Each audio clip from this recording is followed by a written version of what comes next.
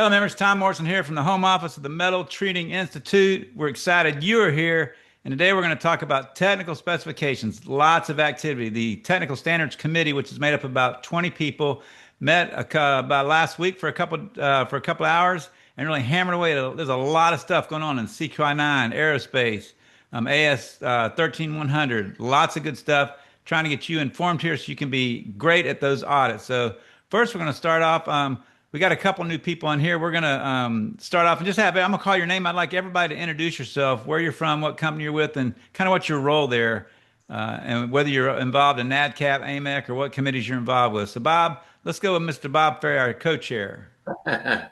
Bob Ferry, I'm part of FPM heat treating, recently retired, but, as far as I'm still involved in all these committees. So I get involved in Nadcap, AMEC, certainly CQI9, and those are the committees that I pretty much focus on. So, yeah. That's like, what's that, like 50, 100 years of knowledge you got sitting there? We're not going to let you run away.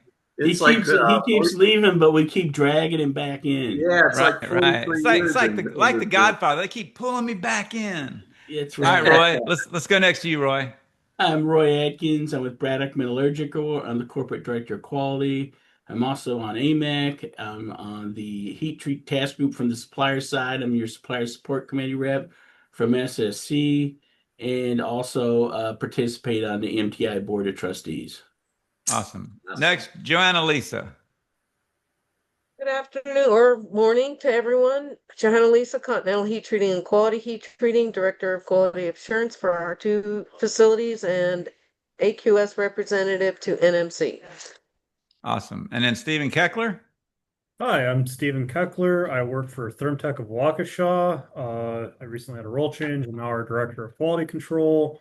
I'm heavily involved with ASTM, and I'm going to be getting involved with AMEC. Awesome. And next, Sarah Lombardo. I'm Sarah Lombardo. I'm with VacuBraze. We're outside of Philadelphia, Pennsylvania, and I'm involved with AMEC and Nadcap. Awesome. Thank you, Sarah. Well, thank the whole membership thanks this group. If nobody knows, this group works tirelessly to really search through and go through these specs so y'all can get the information you need to be effective. And Bob, we're going to start off with automotive CQI9, which, your report probably the last couple of years has been about 5 minutes on CQI9, but it looks like there's a lot of stuff going on, a lot of heartache going on. So tell us what's happening over there. Yeah, so CQI9 does have a flurry of activity right now because they're really trying to get this thing turned into the management review team by the end of the year. So because of that, obviously, we're having more and more meetings when we're working on process tables, and the pyrometry section is the one that we're working on at this particular time. But that in itself, it just takes time to get through that whole pyrometry section and to make sure that we're keeping pace with what's going on in the industry and all of that. So with CQI9, where we left off is most of the process tables have been gone through, as I reported on over the course here.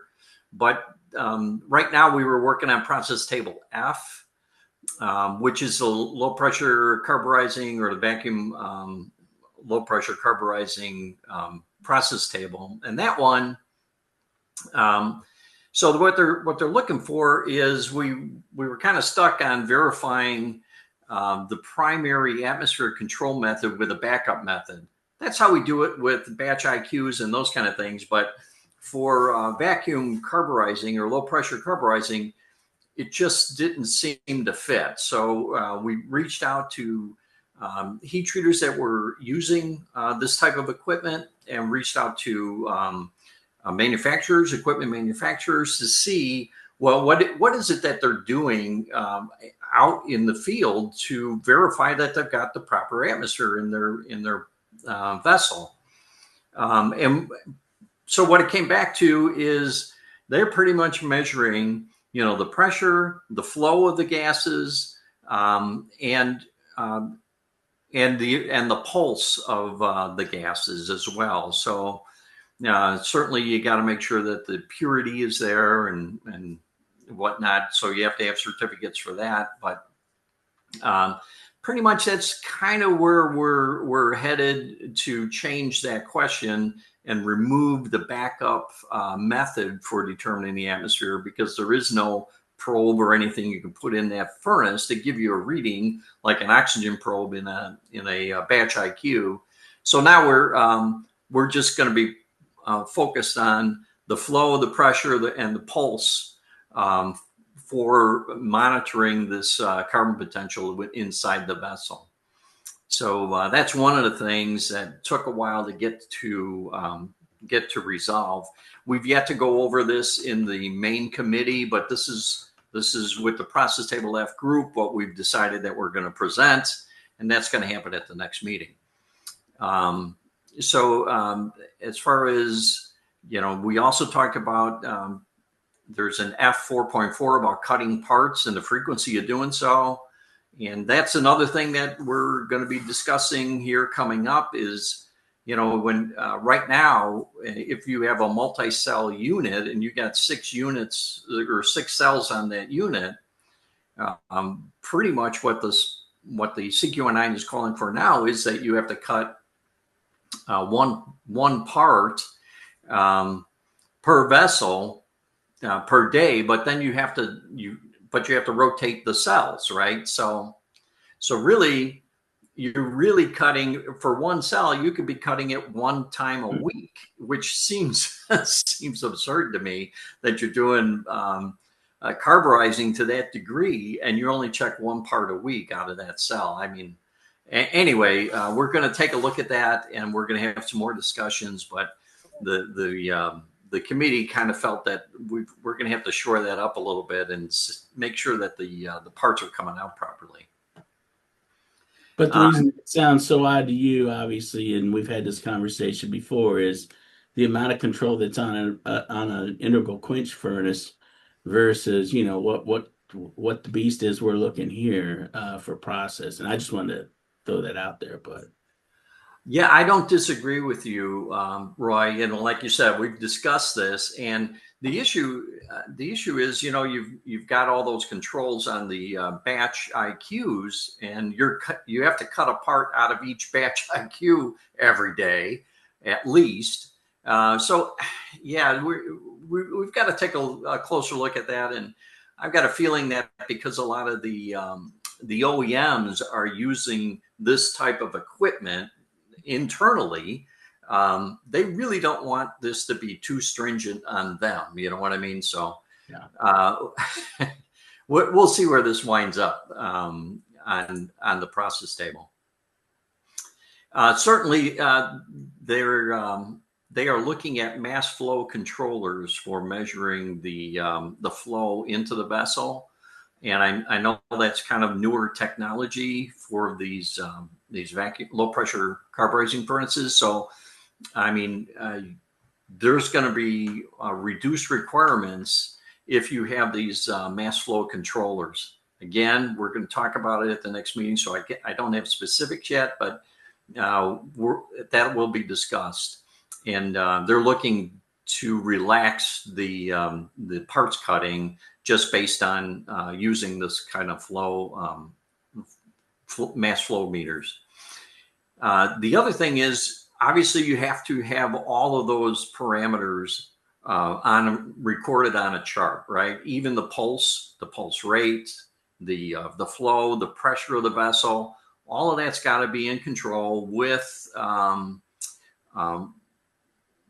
tolerances or on the set point. So, and they have to, if they're out of tolerance, it's got to show an alarm, right? So, so that's what they're looking for with this low pressure carburizing for that. Now, as far as pyrometry goes, we finished with the instrument calibration section. That was P3.2. And we're moving on to the SAT section, which is P3.3.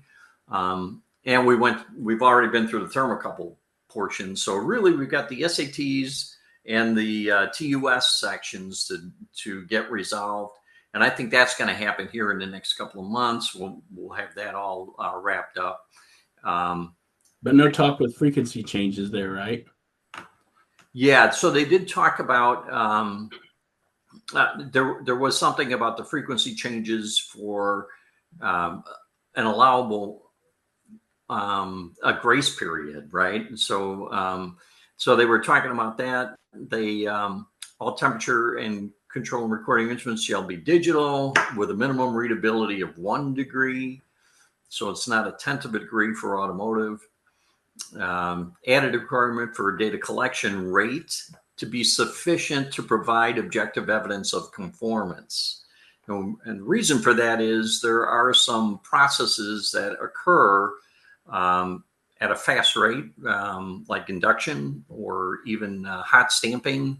You don't have, if you're recording every 2 minutes the temperature, you don't get much of a temperature recording.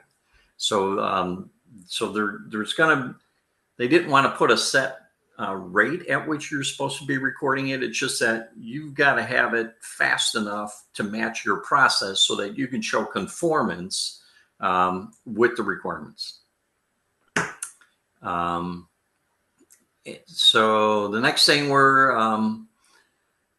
so we did talk about the grace period as well for doing monthly. Like if you're on a monthly regiment for the schedule of your calibration, whatever it is, we talked about a grace period. It was 14 days on a monthly on a monthly frequency, and we're going down to 5 days instead of 14 days on a monthly. The others, like if it's a quarterly calibration or a semi-annual or annual, those are still going to remain at the 14-day interval for the grace period. So that's about all I have on the CQI-9. Awesome, Bob. Any questions? All right, well, now let's shift over to hardness testing and a bunch of stuff from Stephen Keckler from ASTM. I know you've got like alphabet letter soup there with all the specs being looked at, Stephen. What's going on with ASTM? All right, everybody. I will keep it short today with my modest 2.5 pages of notes. There's a couple just kind of baseline things I want to note is, so the committees I'm heavily involved in are like metallography and hardness testing, and that is not everything ASTM does. So if you don't hear a readout on a spec or family of specs you're used to working with, it's probably because I don't sit on that committee. That being said, ASTM is very approachable. If you don't already have someone like sitting on an ASTM committee, I highly encourage you to do that. Talk to me if you have any questions. That being said, let's get into her.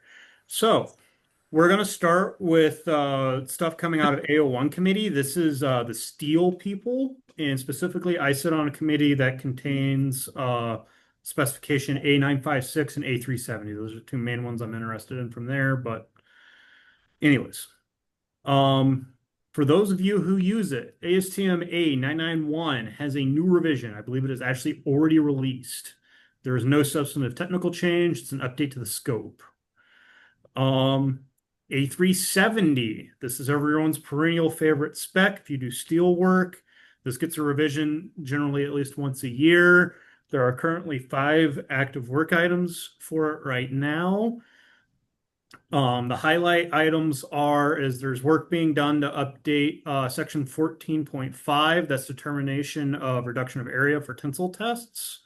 And they are basically going to be changing it to bring it more in line with current technology and practices. What the spec says right now is basically you have to carefully push the bar back together to measure ROA. It's kind of an old school way of doing it. There's different and better methodologies out there.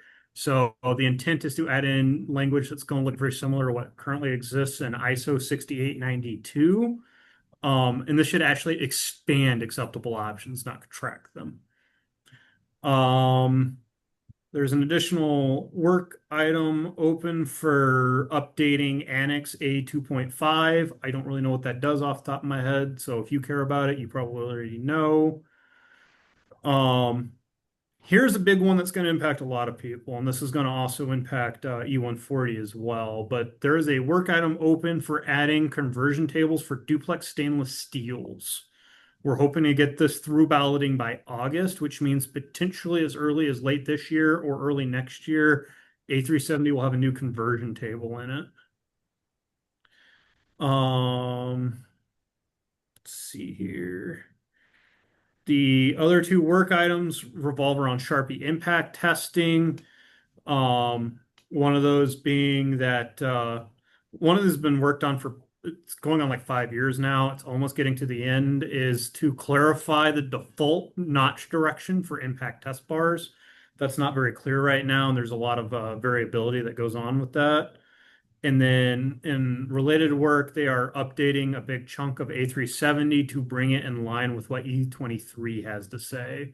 I'm expecting to see a lot more about that coming out of the November committee meetings. For those of you that do portable ultrasonic hardness testing, A1038 is under review right now for a proposed revision. I think this is going to go through. There's just a couple minor tweaks to do, and then it's got, I think, one more ballot to go.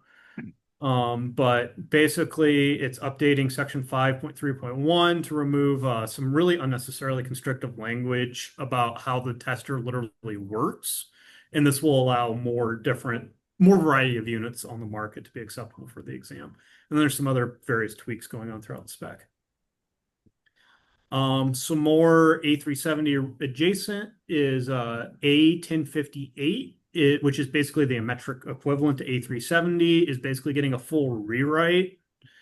That I'm guessing is going to take at least a year to get through. There's a lot of work to get done on that.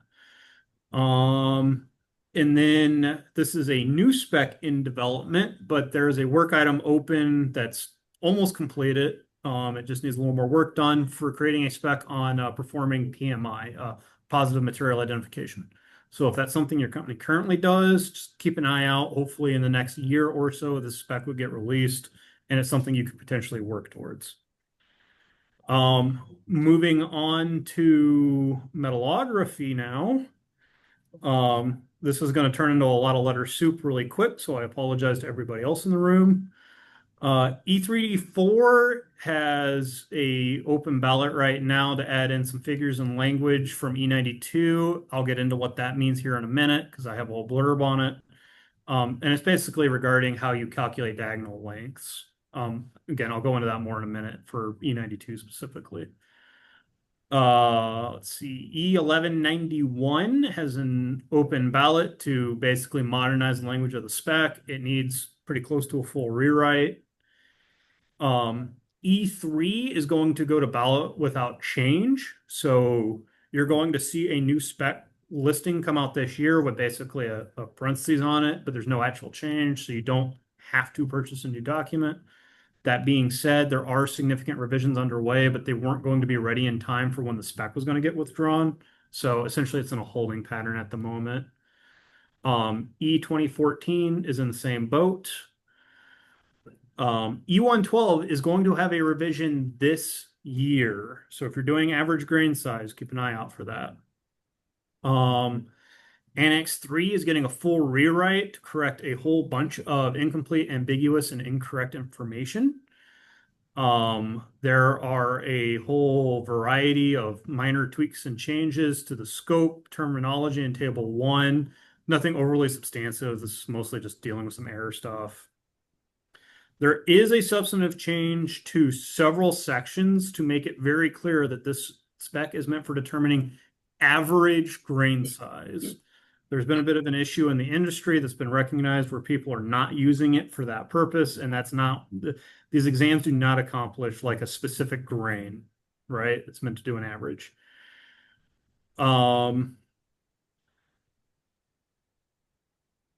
It should be noted that it has been recognized by the committee that digital microscopes basically make it impossible to do the comparison method properly due to the drastic variances in field of view, i.e. magnification as you would perceive it.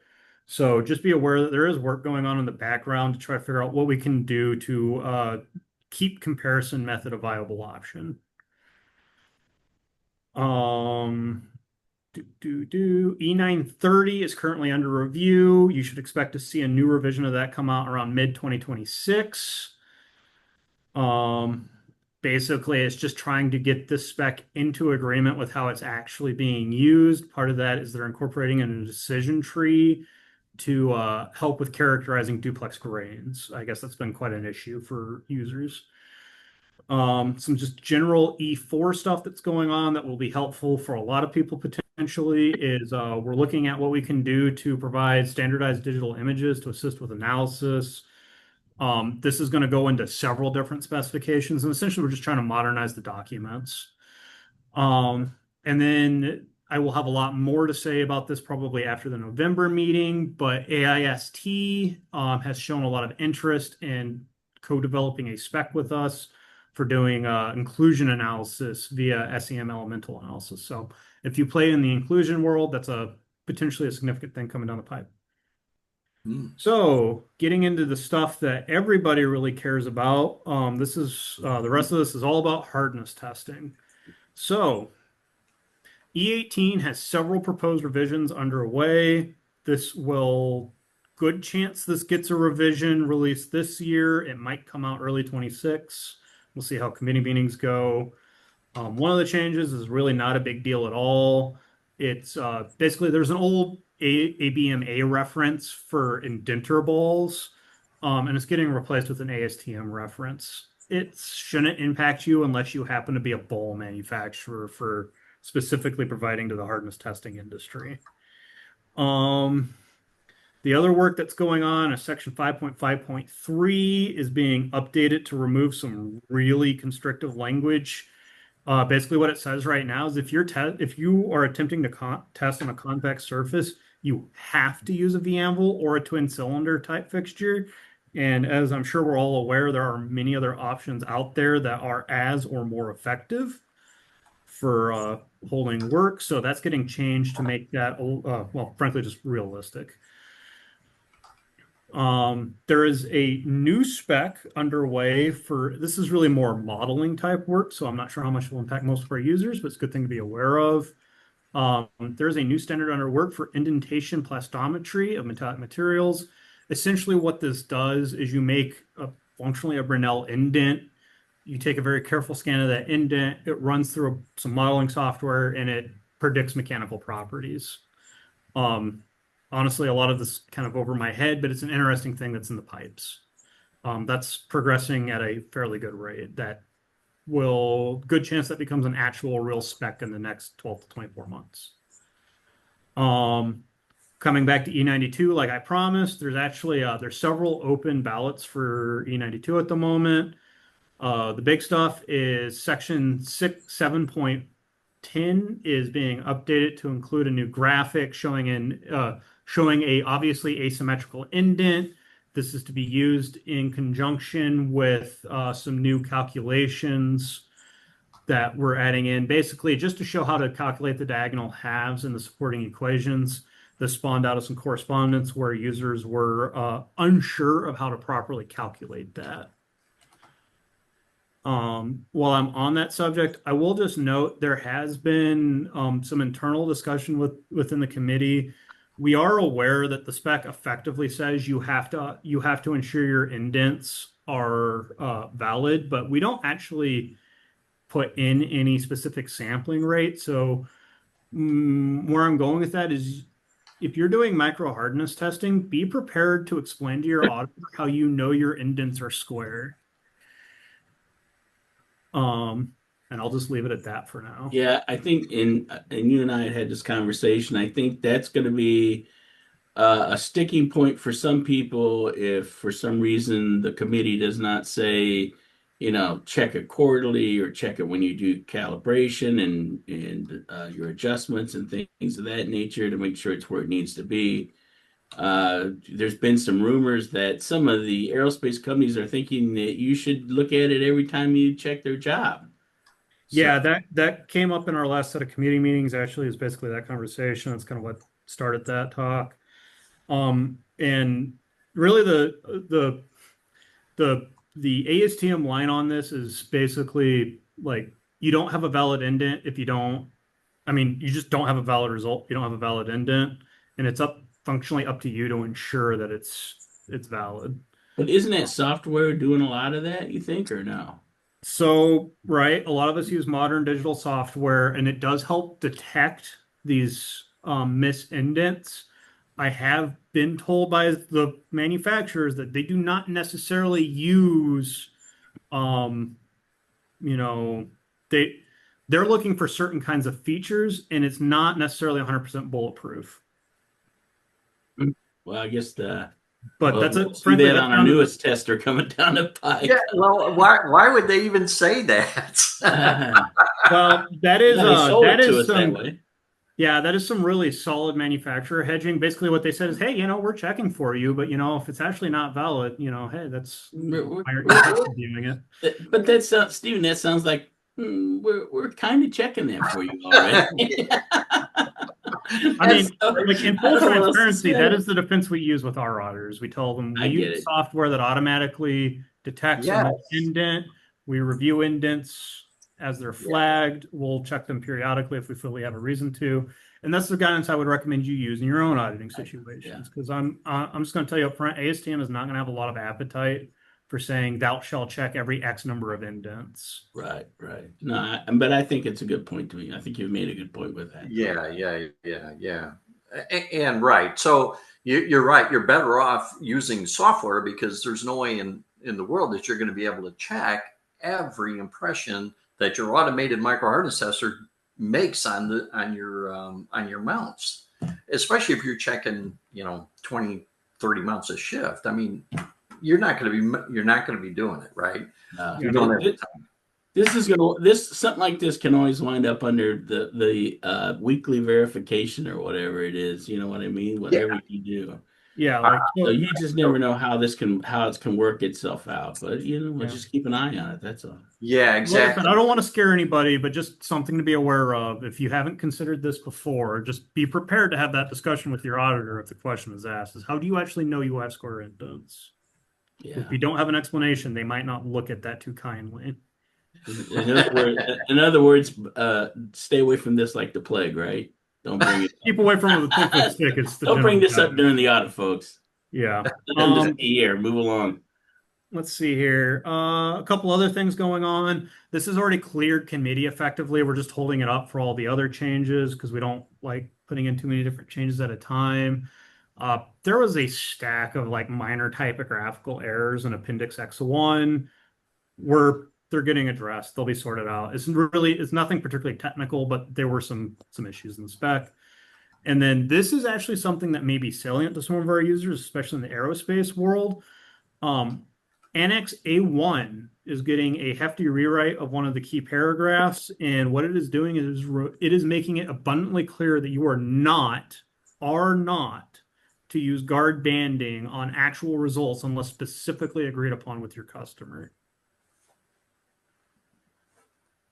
The reason why that change was made is there had been some auditors who were pushing that you had to guard band results to account for a tester error, and that's just not reality. These specs are written and designed understanding that there's tester error in how they're made. So that was put in to make it very clear to auditors, no, you are not intended to guard band actual results unless specifically agreed upon. So if you found yourself in that auditing trap before, be aware we are trying to fix it. Good. That change is already in E18 and I believe also has made its way into E10 as well. Everyone's favorite spec to hate, E110. That's portable Rockwell and Burnell for those of you who are lucky enough not to deal with it. I'm actually leading the charge on this one. It is pretty close to a full rewrite of the spec, modernizing language and some other things.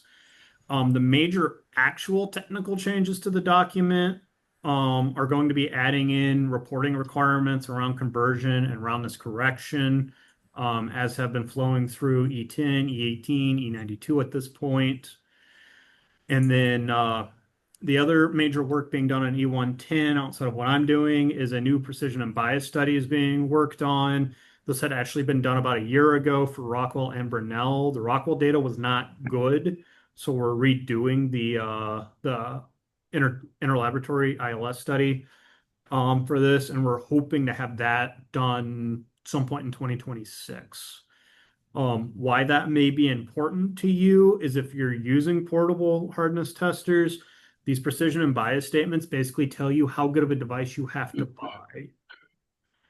Now, when this come up before, Steve, I'm sorry to interrupt, but when this came up before, it seems like the oil and gas companies were the ones that were really, really leaning into this thing because they were concerned. We were told they were concerned about the accuracy because these devices move around on vehicles and things. Are they still? Is there still a good contingent that's like having a say in where this standard is going? Is that the same still?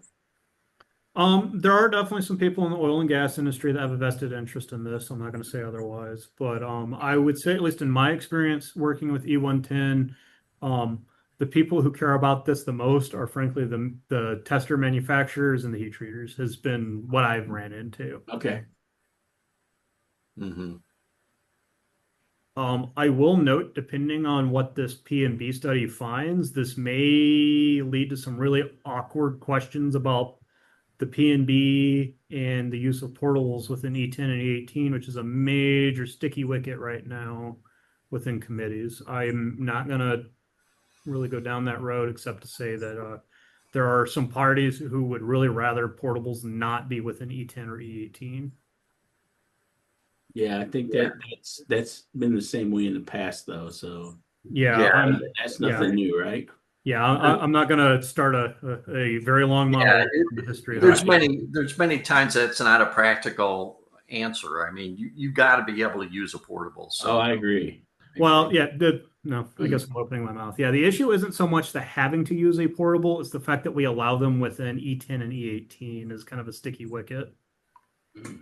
But that's a big conversation, and I'm happy to have somebody if they want it, but Tom is not going to be impressed with my time usage if we go to we'll have to cut. I'm gonna hit the mute button at any moment.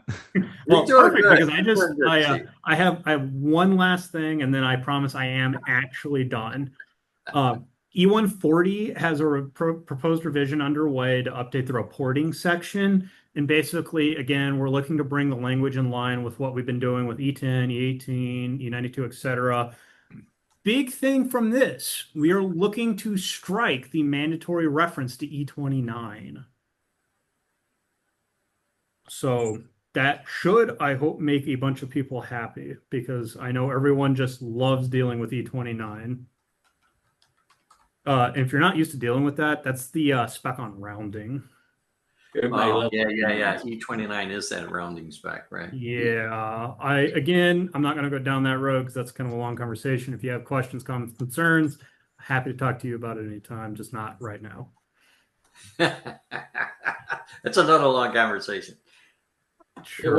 It was on the hit parade there for Nadcap for a while, trust me. It's been a major talking point within the ASTM committees too. So yeah, I'll just throw it out there. There has been a growing amount of attention and conversation around how the changes we're making, how it's affecting the Nadcap community and how Nadcap is interacting with these specs. Mm-hmm. And we're not unaware that Nadcap likes to assume shoulds into shalls. I wish I could give you more comfort on that, but honestly, it's kind of a Nadcap problem. They need to get an explanation of what a should and a shall really means. Yeah. Yeah. We have the same problem with AMEC, trust me. They struggle with that. Yeah.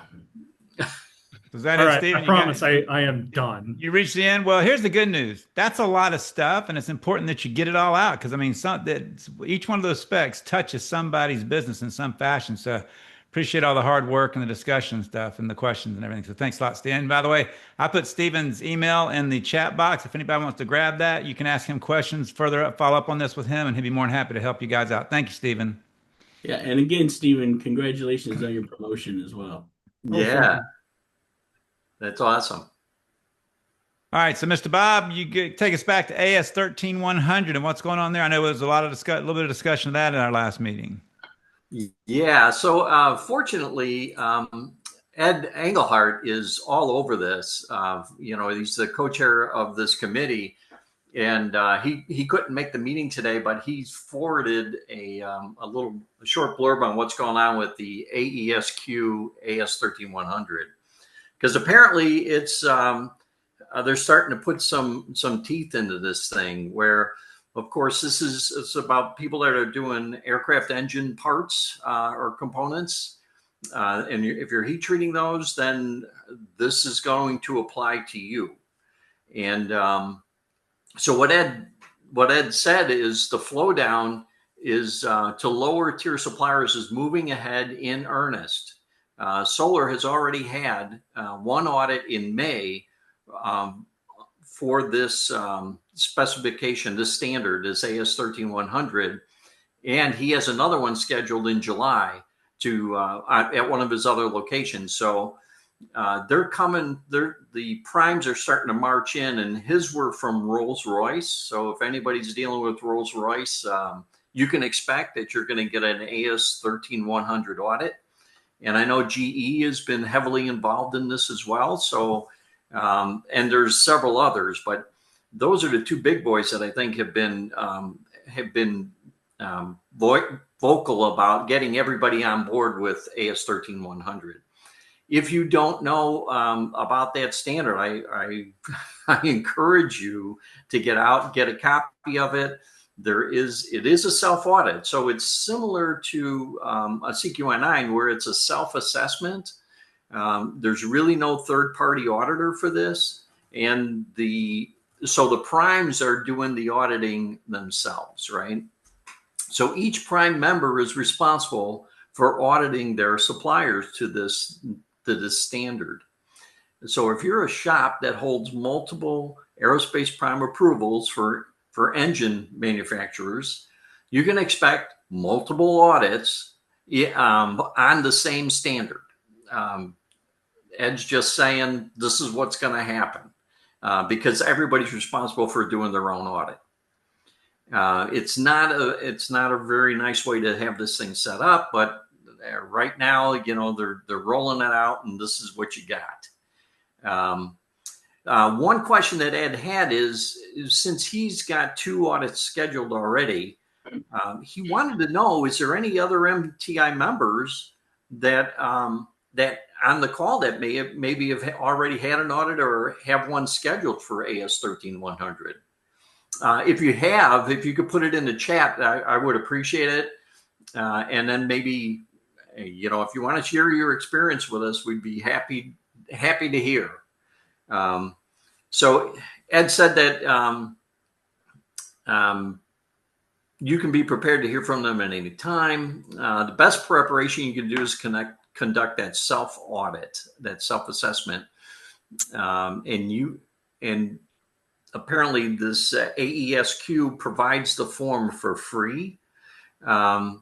It used to be free, so you can at least know what the gaps are in your operation compared to what they're looking for. Then start working on plugging those gaps. If you do that ahead of time and plug that in your quality management system, it's like Nadcap. You don't want findings because they make your life miserable. ASQ does presentations for supplier awareness at Nadcap meetings. So AESQ has, they've been making presentations at several Nadcap meetings. And you can watch the Nadcap meeting agenda for dates and times. The next Nadcap meeting is in Pittsburgh, October 20th to the 23rd. So Ed fully expects them to be doing something at that meeting as well. Well, the good thing about that is they typically will put that online, and we can usually go back and watch those. But I think what you should do right now is put Ed's mobile cell phone number up on the screen along with his phone number. He's on vacation right now. I know he'd love to hear from you guys, so make sure you call that. Oh, he would appreciate that, Roy. Thanks. I'm sure he would. So it was AS13100. But they have released revision A to that spec already. All right. So that has been published, and that's what they're auditing to is revision A. So make sure you have the latest revision when you go do your self audit. And Bob, where do they find it? Where do you find this at? SAE. It's on SAE.org. Yeah, I believe so. I think if you just Google 13100 aerospace, that 13100 site will come up with all the information you can ever want to know about that is there. Yeah. It looks like we've got from Abdul. Abdul says no, it's on the AESQ website. Oh, AESQ. Okay, thank you, Abdul. And he's posted that right there, actually. So he's thank you. So what they're saying is the prime members are giving the supply chain until January 1st of 2026 for compliance. Now, I know they've said that before, and it was January 2025, and it was in 2024, then it was January 21. And, we pretty much ignored it, I guess, because they're finding not a lot of people went through this and went through the self-assessment, and they're kind of mad about that. So when they come in, they're not happy if you haven't done anything on AS 13100. So please, if you're doing engine parts, follow through on this. And lastly, he said the next AESQ meeting for suppliers will be in Houston, and the meeting goes from October 6th to October 8th, with the supplier forum taking place October 8th and 9th. So I don't know. It sounds like it's a closed meeting from the 6th and 9th. I don't know. I'd have to look into it, but that's what Ed was filling me in on.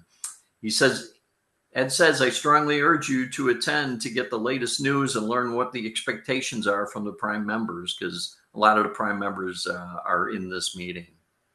So that's what I have. And Ed Engelhardt, thank you so much for giving us that information. Just more work for us to do. Well, Bob, thank you for communicating what Ed said to the membership. You did a great job. Thank you for that. Cool. So now let's scoot on and move to AMEC. Roy, I'm going to ask, I want to do something because she's new being on here, but she's been around AMEC for a while, and I know she's sponsoring. I wanted Sarah to kind of share with the group what she's been doing with AMEC and what is it like to sponsor a spec. Just give people a sense of getting involved. What does that mean? And tell them what spec that you're currently working on. Hi. So I'm the sponsor of 2759 base. Really what that entails is we're working on reviewing and updating those documents. They came up for their 5-year review. So as we put together the draft, it goes out for ballot, and then I'm the person in charge of taking a look at all the responses that come in and determining what the action should be on those responses. And then I bring that to the committee at our committee meetings. We meet 4 times a year, and we kind of go through them one by one and get a consensus on what we think the update should be on those paragraphs. And then I take it back and work on the next round of the draft document and rinse and repeat. Yeah. So it goes to the commodity committee. So we're not the do all, say all, end all on these specifications. I want to make sure that everybody knows that. And Sarah is not a new hand to this. She has pinned many and sponsored many a specification. And I say thank you, Sarah, for your contribution, for sure. The key question, Sarah, is do you get paid extra to do this work? No. I wanted to ask that question so everybody online watching this really understands that this is truly heat treaters making a difference. You're writing the rules that people are going to get audited to in the future. So if you want to have a desire, have your quality manager, someone to do it, get in contact with me personally, because I connect our members with Roy and other people in AMEC to get you tuned in so you can be a part of the rule writing process. That's the power in it. You get to make a difference.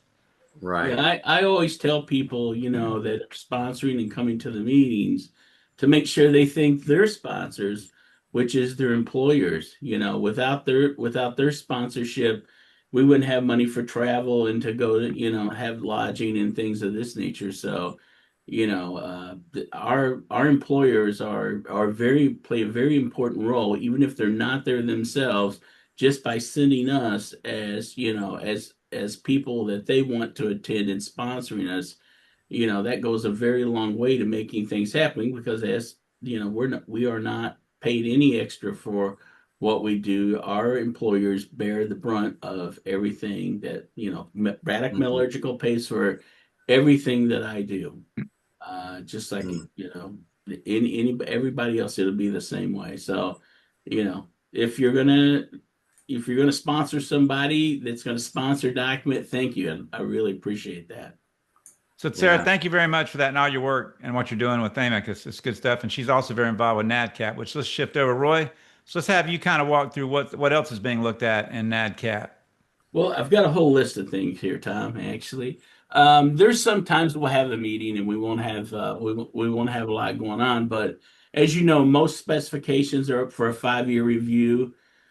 Lately, as most of you know, we've taken AMS 2750 and we've put that on a 2-year review. Now, just because the specification is on a review doesn't mean anything will change on it. And just like the 2-year review on, everybody's going, oh man, now I got to buy every 2 years, I got to buy a new AMS 2750. No, I assure you that's not necessarily the case. There'd have to be enough changes in there for us to warrant that. But anyway, right now we're coming up on our 276th meeting, and we're going to be having that in Indianapolis on the 29th and the 30th. Okay. And everyone, of course, is invited to come that can make it. We really would appreciate your attendance. But we've got a full agenda here, and we're actually going to be going to the Rolls-Royce plant in Indianapolis to take a tour on that. We try and incorporate tours in on our meetings as well when we can. It's been rough. The last meeting we had so many agenda items that we just couldn't make it work. So we were in Well, Bethlehem. We were wanting to go somewhere in Pennsylvania. You guys know there's all kinds of stuff to see there. We just didn't have the time, basically. Um, so on Tuesday, I'll go ahead and go through the schedule for you in case you want to come in on a certain day or whatever. But on the 29th, we're supposed to be discussing Sarah's the document Sarah is sponsoring, AMS 2759. And then we're going to be looking at AMS 2759/5 as well, and also AMS 2759/7, 2759/8, 2759/9, and also the ever popular 2769 for vacuums, which our own Ed is heading up. And there's also talking about AMS 3025. You probably aren't familiar with that. I believe that is a glycol purchasing for glycol quench. It is a purchasing standard. So in other words, basically, this is the standard that says this is what makes this glycol. So if they call it a certain type of glycol or anything, this sets forward the requirements for that glycol for you to purchase it. And then on the 30th, we'll be looking at AMS 2761, AMSH 8200, AMSH 2750 for hipping, hopefully. We don't know if that's been kind of slow, and AMS 2753 as well. So we've also got other things that's going on right now that is outside of AMEC. AMS 2770 and 2771 is actually our sponsor for that, which is aluminum, as everyone probably knows, if you don't know.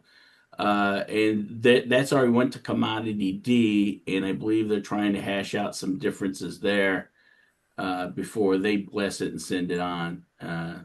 Sundarajan is the one that's in charge of that one. We also are working on AMS 2759/3 and /4. Those are not slated to be on the agenda for that meeting, but we never know. If Gordon Porterfield, which is doing /3, says, I got some info for you, we're obviously going to listen to that. Coming up later on in the year, there's 2 specs we do not have sponsors for that I'm aware of at this point in time, and that's 2759/1 and 2759/2. Okay, so if you're interested in either being on a committee to look into that or sponsoring it yourself, please come join the committee and let us know. That's I know that's a lot, and that's a lot of words or a lot of number salad for everybody right there.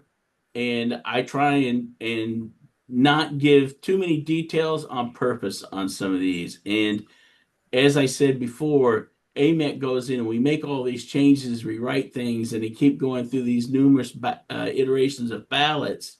And then all of a sudden, what we thought we had settled 2 or 3 months ago, believe it or not, pops its head back up a couple months later, and we wind up rewriting something. It can be very frustrating. But there's a lot of people with a lot of good points on that team, and it's actually been growing lately, don't you think, Tom? I think Oh our yeah. membership in there has actually been going up lately. So, and that's always good to see a lot of new young faces there, so that we can pass the torch on down later on down the road. And that's pretty much all that's going on there. Did you need to know anything else, Tom, about AMEC? No, I think that summed it up. And just so everybody knows, MTI we sponsor the November meeting for AMEC, and we just solidified the details. It's going to be in Mobile, Alabama, on November 19th and 20th, and we're going to be doing a plant tour of the Airbus assembly plant. So we've gotten to see in the last 2 years, Boeing, Lockheed Martin, and now we're going to be at Rolls-Royce, and now and in November we'll be in Airbus. So the team at AMEX the volunteers are really getting a chance to see where their product goes and how it's being put on and stuff. It's really exciting to see. Yeah, I No, think that's that's pretty. pretty important too, because we do a lot of stuff and we just never know where it goes and what it goes into till somebody basically tells us, you Right. know. Well, Tom, no. so I can see where you can sign up for like the November meeting. I'm having a hard time finding where you would sign up for this meeting in July. Would anyone? Well, I'll tell you, honestly, Stephen, that website is a flipping mess. So these guys, I went in, I tried to buy a spec the other day, and I wrote him a nastygram. It's just not happening. So keep going back in, folks, and trying. I'm sorry. I know how hard it is, but we get you the information to the meeting. You can show up at the meeting, and we can write you in on the attendance list and make changes there. There's usually at least one or two people from SAE. I know there's going to be at least one person from SAE there, and that's Kevin Grunwald because he's the editorial consultant. And we can get you in on, if you show up, you get all the, we can get your flyer, whatever, and as long as you show up, we can get you put on the books. That's not a Well, the problem. easiest way, Roy, I've ever tried to do it, and I still do it today, is just go to Google and type in AMEC, AMEC committee meetings, and hit it, and it'll Mhm. take you right to the link on the SAE site. That's the AMEC committee, and you got to log in. And then when you log in, you'll see the meetings button right there, and you click it, and it'll give you the details. Yeah, Yeah, and that's what I've been trying to do. I've been getting sometimes it works, instant, sometimes it don't. incessant spinning Right. wheels of death for a few days now. Huh. Mhm. Well, So like you which said, answers the question, who wrote the Nadcap app? right, right. Same people, obviously. Awesome. All right. Well, let's do this. Let's move to NADCAP because I don't want to keep everybody too long. So Roy, thank you, Sarah. Thank you so much for AMEC. So what I want to do, Roy, is let's go to Johanna because Joanna was at the international meeting Yeah. that just came out this past month, and let her kind of run through what her update is, and then you and Sarah can kind of fill in the gaps, being at the rest of NADCAP stuff. So Joanna, let's go to you and have you give us an update on what happened at the last meeting in the MMC. Okay, well, because I wasn't able to attend the meeting, I am just making the assumption that I'll give both the heat treat and the NMC update. But I'm going to start with the caveat that since I have 6 minutes, I don't know that I'm going to make it in 6 minutes. So You just run like you I'll can. try and be as quick and efficient as possible. So, uh, and then I'll start with NMC. There are two new task groups that have been added. This is counterfeit mitigation. The second one is cybersecurity of physical products. That task group will be primarily focusing on electronics, electronic boards, and electronic instrumentation. If you recall, I had been working for a couple of years trying to get a PRI to compose and distribute a survey to all NADCAP suppliers to determine whether the lack of flow down it continues to be an issue. That survey finally went out, I would say mid-March. Anyway, it's out. I specifically addressed this during the NMC meeting because although the survey had closed, I had not heard anything about what the status was. So during the NMC meeting, I was told that the data will take a couple of weeks for it to be reviewed. It has certainly been those 2 weeks. I have not received any additional communication, so that is on my agenda for tomorrow to call and find out what the status of that is. There has been a lot of activity on trying to improve EAN, to your point, Roy. One of those efforts, or part of those, is the fact that Nigel Cook, currently the CP principal staff engineer, will be shifting some of his responsibilities to the product/program engineer position, and it's his responsibility these issues that they're having in EAN. I'm hoping a little bit of a mover and a shaker that he will indeed be that. NMC has established something they call sprint, whereby a lot of response on a particular issue or a lot of comments on issue that users are having that up on the priority list. And they're saying that quote sprint program is actually improving the response time on things. The auditor app is in the moment being tested, but has been paused until we get some of these major issues in the sprints resolved. The other thing I want to mention as it relates to eAuditNet is the ability to submit tickets through the previous method. Now it's required that you create an Atlassian account to both submit a trouble ticket and to determine what the status of that ticket is. I'm unfamiliar with that process. I haven't signed up for that yet. I don't often use EAN unless I'm voting on a heat treat or NMC ballot or in the response process for the audits for my companies. So I have not yet had the need to do that. So I don't know if it's a task or if it's a project. Be aware you'll have to investigate them for submitting trouble tickets. The main thing as it relates to EAN, and I have to go back a couple of years before the current AAM was released for publication. I was recruited to participate in focus groups for demonstrating the new capabilities and its operational and functionality features, we'll call them. And it was obvious to me from the very get-go that there was a distinct lack, I mean complete lack, in the new version of EAN. Legacy eAuditNet admitted the opportunity to establish activities each individual user for their company could perform for that company.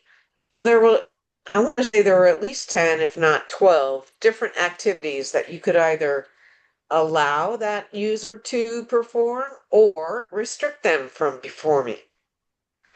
EAN, as it currently exists, has zero security. So if you have an individual in a company who has the mind to do so, they could schedule an audit, even though they're not authorized to do so.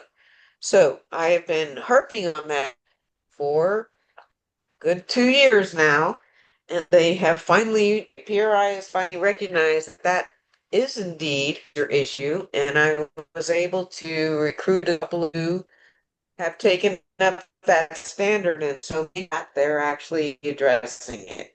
So if you have about EAN and you have an Atlassian account established, and if you go ahead and establish one, and complain about the security because I think that's a problem.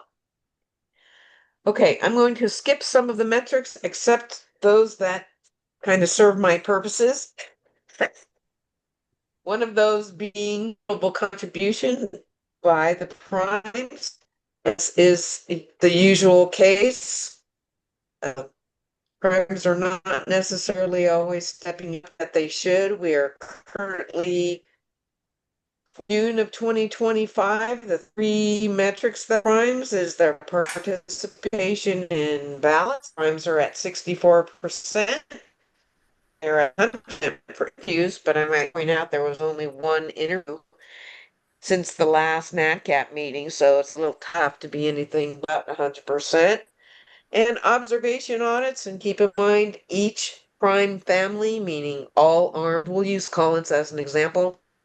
Collins has a number of business entities, quite a number of business entities, but so long as one observation audit is conducted, they get credit for all of their business entities for having conducted an observation audit.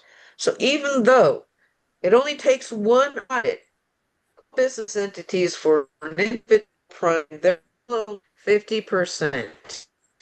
So that can be to PRI is focusing heavily on get better prime participation. I just don't know if use twist the arms better. A couple of other big pieces of news. OP11, which is the Oddity Advisory Operating. As we all know, the Type P advisory has been as anywhere near as successful as it was originally in quote early warning system to the primes that their oddity may have a problem, although not specific. It may be of interest to all the other primes. That so new anymore. It's almost 3 years old. That will be probably be changing back to the previous method. I'm on that subcommittee to revise OP09, and it will also include the ability to retract a type, which is a brand new wrinkle that other suppliers have been pushing hard to acknowledge that is something that is very. So automatic type P advisories will be going away. We all know that PRI isn't always as quick as we'd like them to be, so I can't give you a timeline, but be aware that that's in the works. I'm just surprised they've actually On a admitted. related topic,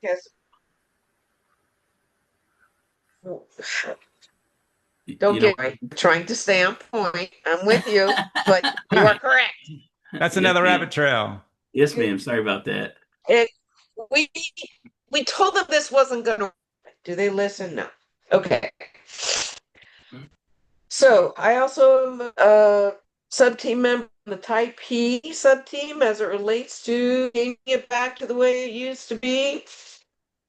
The author of that whole fiasco is even admitting it.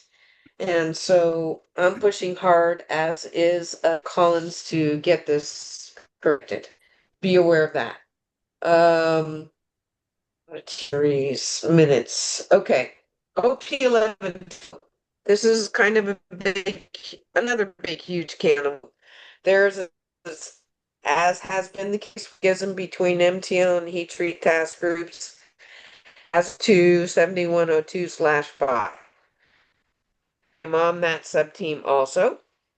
That sub-team morning, again, there was an impromptu working session during the Madrid meeting to address this.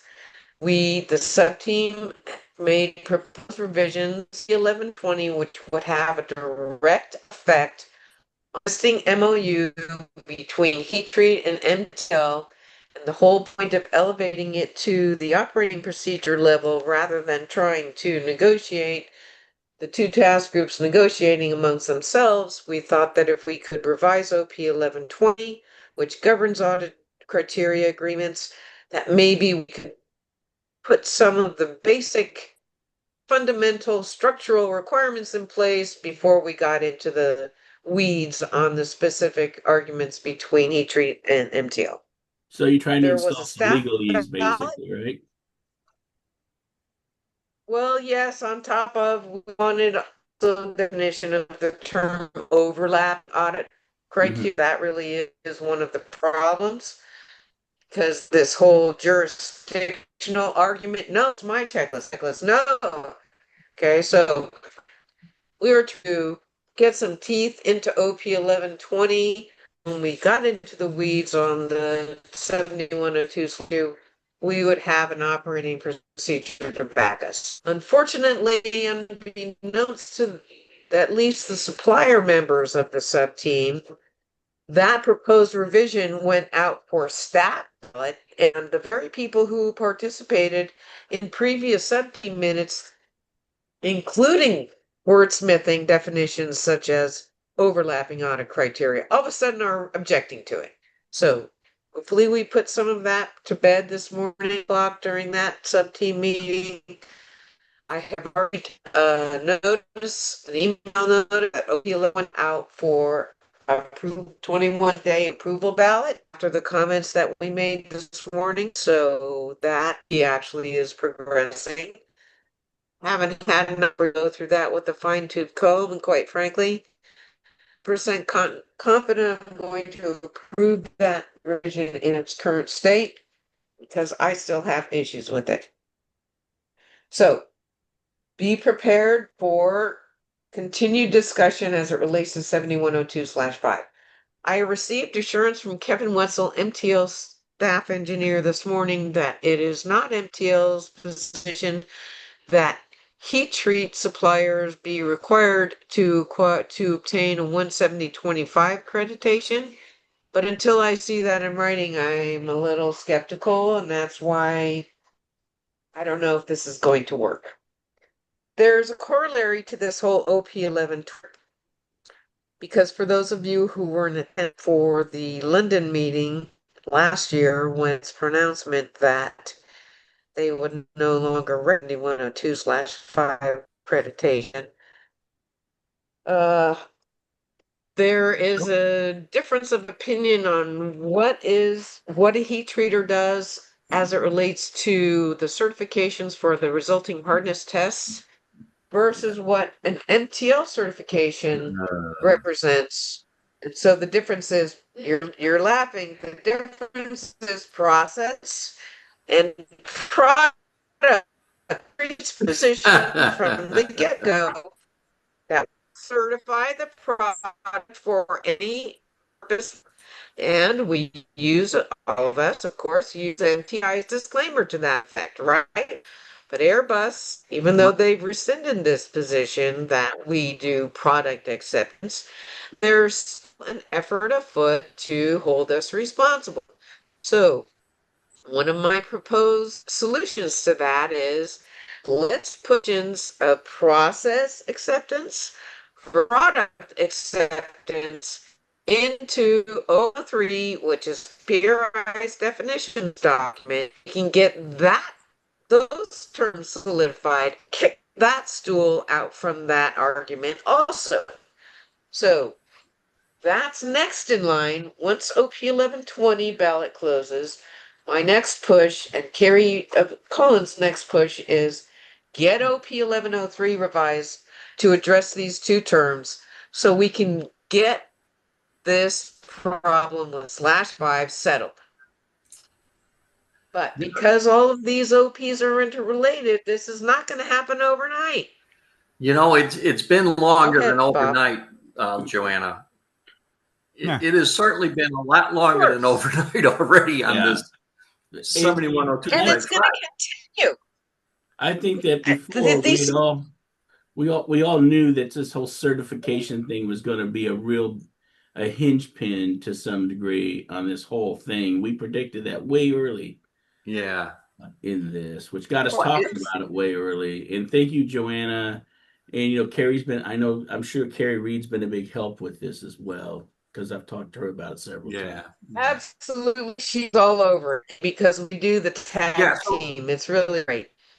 It's great. And she sends So me it really can you hear me? Can we hear you? You're cutting out a little bit on my end, but Yeah, cutting out a lot on mine. Yeah, you're kind of phasing in and out. Now she's out. Okay, can you? Are you there, Joanna? You can't hear me? I now can I hear you can. now. Yes. Okay, great. All right, you were saying, Bob? So what I was saying is, it sounds like with the certification issue, it sounds like a good workaround. I mean, even if we have to state on our certification that it's a process certification, we can do stuff like that. But to try to tag us with product certification is another issue, right? So I know you're seeing it the same way that I'm seeing it, and I thank you for all your efforts on this, because I know this is just, I've lost my patience with it already, and you're still going. So thank you. I still don't I'm believe that still these going. people understand that if they keep going down this road and they go down the wrong rabbit hole, that it's going to cost them time and money in order to gain nothing. They will have gained nothing from this.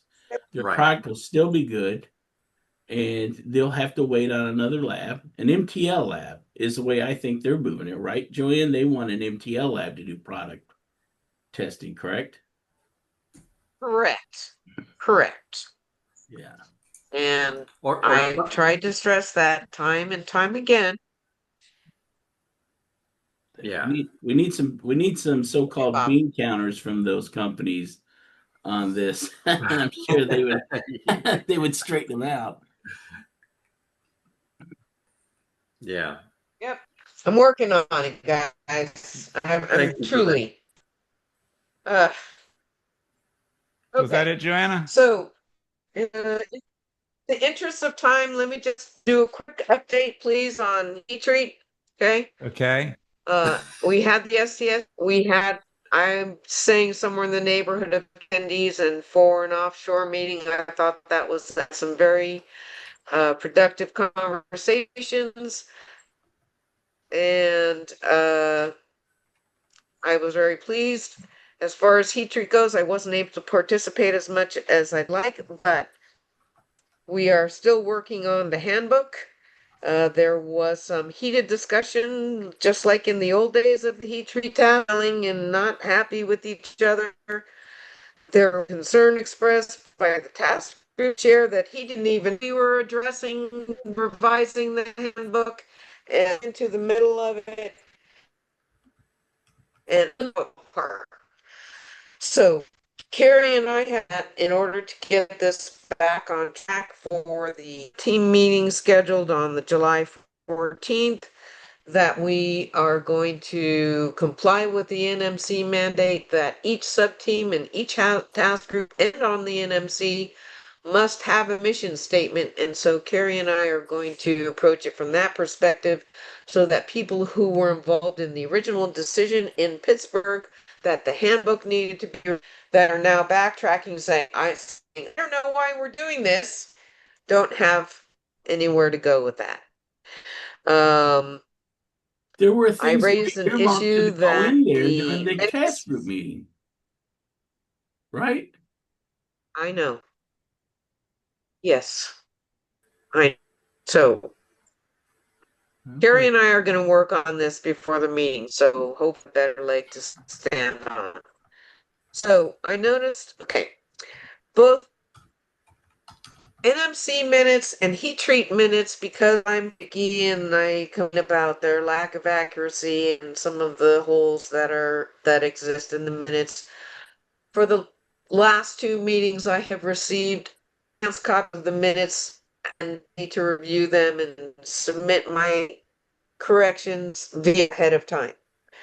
One of the things I noticed during that last review through the Madrid meeting was, good grief, NMC minutes include the presentations in the minutes as embedded in the minutes.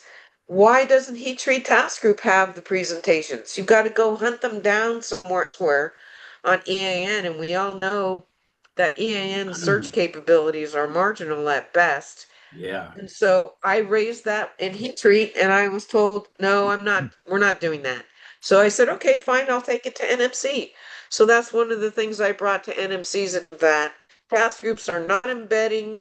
It's unacceptable, in my opinion, for you, an individual, to have to go hunt down the presentations, don't tell you anything without the data that's included in it. So why are we making it difficult? I know why, by the way. So that may be a change that you'll notice. Hopefully those presentations will soon be embedded in the minutes themselves. One more thing on heat treat 7102/8 was released on 4/21. For those of you, excuse me, who will be having audits starting on 7/20/25, you will be audited to the new C-Rev. And one last thing that I always harp on, and that is read the minutes. Read the minutes of NMC, read the R minutes of heat treat, and all your other tasks. But I also RTM, have read the been missing minutes. half of the equation. And this was a VA moment for me sitting in NMC. Holy, why am I not stressing that they need to read the agendas for the meetings also? Because guess what? If they want me to take to NMC, the Well, agenda will give you the opportunity to have that and let me know, and I'll bring it up. do you have enough notes And to that's true of repeat both. when they go to accept the meeting minutes at the next meeting? Is there enough notes and things to say, no, we don't accept those minutes because these things have been left out? Well, nobody brings that up but me. I'm the squeaky wheel. Right. So please read the minutes and the agendas. Bring something up, whether it's heat treat, AQS, or NMC. I can't speak for Ed, but I'm sure he'd be willing to do the same because he's just that kind of guy. And I'll take up whatever torch you want me to take up. Well, my thing is if And I'm done. I'm just throwing this out there, if we had a flyer with all the stuff that was missing, we could have it at the meeting and we could take it to the chair and say, okay, this has been distributed. You tell us, is there grounds for us to actually accept these meetings the way they are? Do you feel that you've adequately covered the meeting minutes based on the notes that you see in front of you? Do you really feel that there's basis to accept the minutes that you actually have up on the screen? You tell me, yes or no. Well, Roy, We one of can the try things that could that. be one of the things that'd be really good is no one knows what they don't know, and we got our online forums that if someone recognized the things that aren't in there and post them out saying, "Hey, check the minutes; these are missing. What's your thoughts on it?" And then Yeah, but then you'd have a lot of pre-thoughts before you ever get there. right. But all I'm saying is, instead of someone standing up and speaking all this and taking up a bunch of time, it's just like, listen, we looked at the draft of the minutes, and we just want to make sure before we approve these minutes that you want us all to vote on that all these things are in here. And if they're not, then we need to make a motion to decline the meeting minutes. This never happened before, but it could happen if it was done You Or are properly. correct. or you make or if the adjustments are comprehensive and everybody agrees to it, you could approve the minutes with the adjustments attached to it. But Correct. you If got you to can make trust sure. them to do that, yes. If they make a motion and accept it and approve it, they have to have them connect We can with make it. an motion to amend, obviously. Yes. Absolutely. Yeah. All right. And Jan, I think that's something good because we met in our standards committee meeting a couple of days ago. That would be something, Roy, that'd be good to make sure. Has somebody read the minutes and are they adequate? Do they reflect the meeting? I think that'd be something good to talk about for sure. Right. All I'm right. just So saying, is there? if there's documented evidence that there's problems, you can put it on paper. You can slide it right under their nose and say, Right. are you sure this is what you want to do? Right. But I think we should have talked about that as a group before we get in that room, so everyone that's got a vested interest in it Agreed. understands Agreed. it. Agreed. All right, so Joanna, thank you so much for that report. You're always very comprehensive and appreciate that. So, Roy, is there Yeah. anything else you'd like to do to tie the knot up with Nadcap? No, I mean we've got a committee going to that's looking at limiting the number of audit days. And based upon, so we had a situation where a gentleman had one furnace that basically run one, maybe two jobs, and he had a 5 day audit. That's There's not no, right. there's hardly any way in Hades that he can meet the requirement in order to provide enough jobs to be audited. So what prompted this to happen, and Jeff Koss is obviously on this. What prompted this to happen was the thing that they got there, and the auditor got there, and they really just didn't know what to do, because I mean they had to dig up a lot of historical things, because there's no way with the cycle they had and everything, and I don't know what it is, but I was told that there was no way with the cycle and everything that was involved that there was going to be able to witness 4 jobs, and that every other job that they would have to do would be, but basically, they're sitting on their hands because it's too much time. It doesn't need to be. So there is a subcommittee looking at, can we, based upon processes and equipment available, should we either limit the number of audits required, and which would also possibly limit the amount of days that would take in order to do the audit. So we are looking at that, Awesome. just to let you know. And then just real quick about Nadcap and AMS 2750, which actually does tie. The thing between AMEC and Nadcap that I want to make everybody aware of, the last AMEC meeting we had, Jeff Koss, who is, as everyone probably well knows, is the chairman of the heat treat task group for Nadcap. They had put together a proposal where basically, when you have an audit and there is a question about pyrometry, that the staff engineer would reach out, or anyone else that's working on the audit would reach out to SAE and give it to our editorial consultant, who is the AMEC editorial consultant for SAE, and he would take and pass that to the AMS 2750 team, and they would tell him what they thought the intention of that standard was, and whether or not this could, we wouldn't really rule on the finding itself, but we would tell them what basically the technical aspects of that is. We don't get any information from who is this audit with, and there's no NADCAP information with it. It's just basically a scenario. If this happens and that happens, then how does AMEC look at 2750 and interpret from this situation?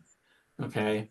So I was also very clear that I did not want AMEC to turn into something that NADCAP used in order to basically justify its checklists.